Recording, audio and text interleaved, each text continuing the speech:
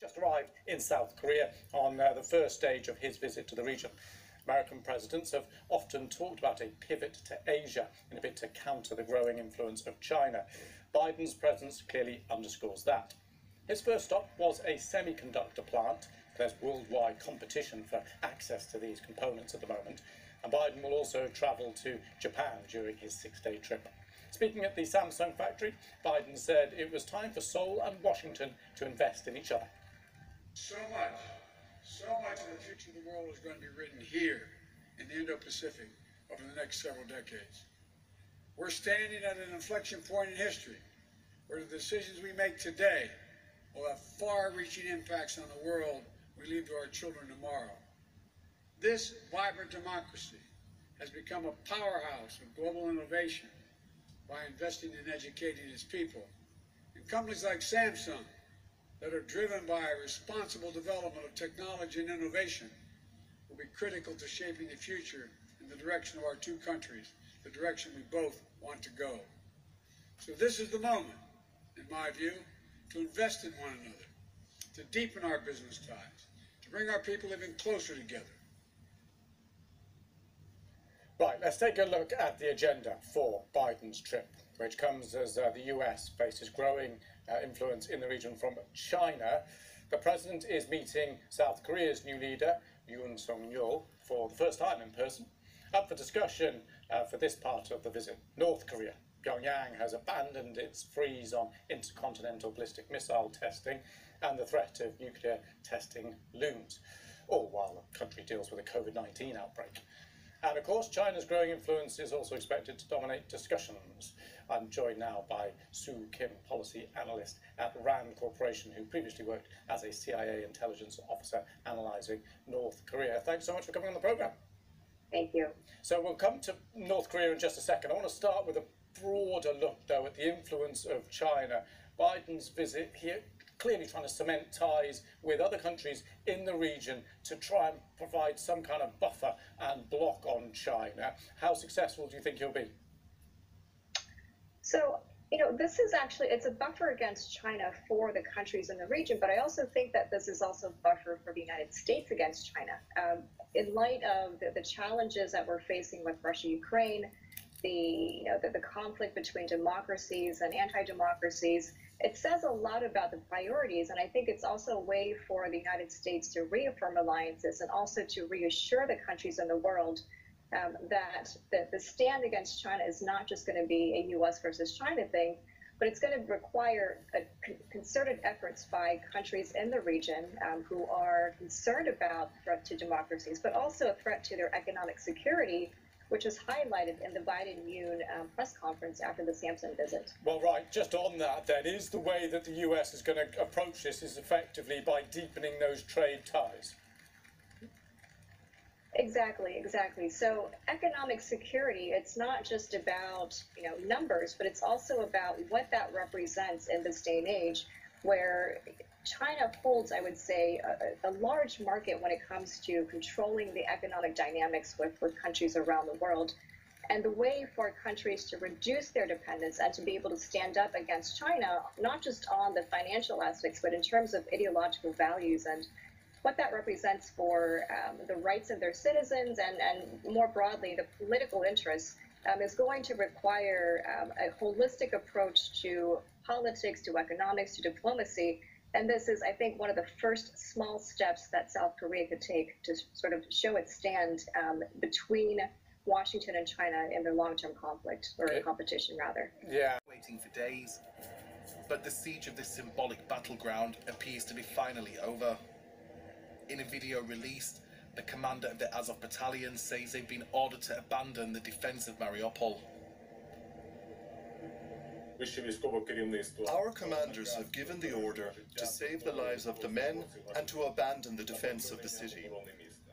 Work is underway to bring the bodies of the killed fighters out so that Ukraine can bury its heroes. Defense experts fear there will now likely be a relocating of Russian forces. Troops from Mariupol could now support the offensive in other parts of eastern Ukraine, where the Russian assault is continuing in full force. Russian state television broadcast images of an offensive in Luhansk. Ukraine's President Volodymyr Zelensky says the bombardment of the Donbass region has been brutal.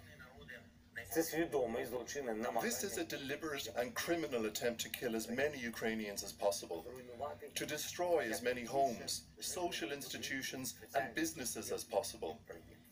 This is genocide of the Ukrainian people, and the occupiers will be held accountable and brought to justice. The governor of the Luhansk region, which is still under Ukrainian control, has reported further attacks where more people have been killed. Well, DW correspondent Matthias Bullinger is in Kramatorsk. That's a city in the Donbass region, about 50 kilometers from the fighting. I asked him for an update on the situation in the city. Well, it's already past curfew, so now I'm in the backyard of my hotel, and the city is eerily quiet, and today, even in the daytime, we've never seen more than 3 or 4 people on the street, and that was the absolute maximum. Usually you see no one.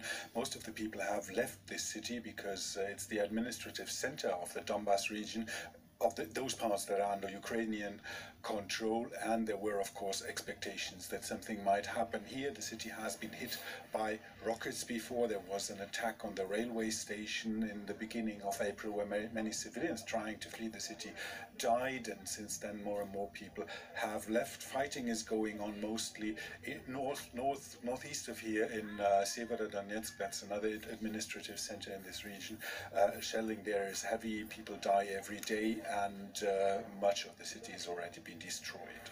Right.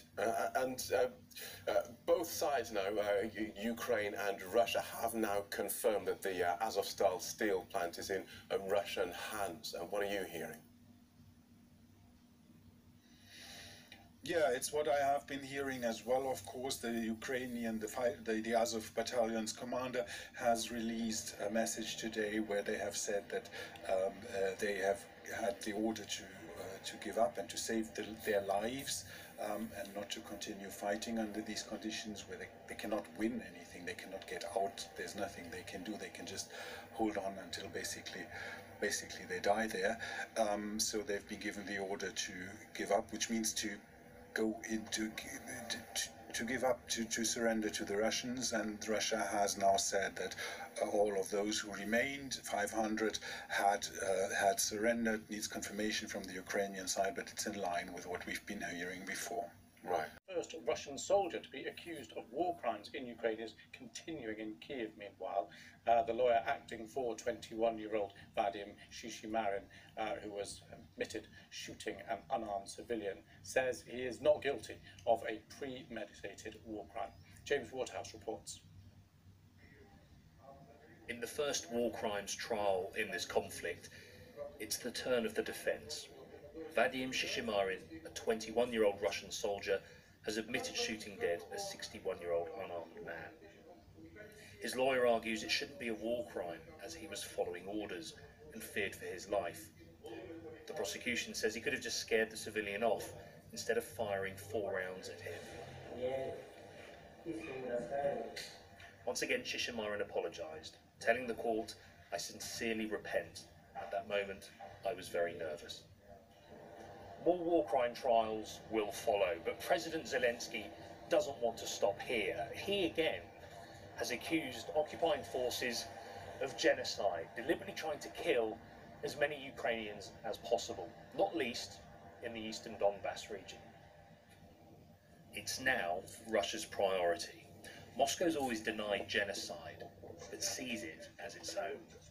It's where the fighting is most concentrated, in towns like Severodonetsk, where those staying to fight are separated from those who can't.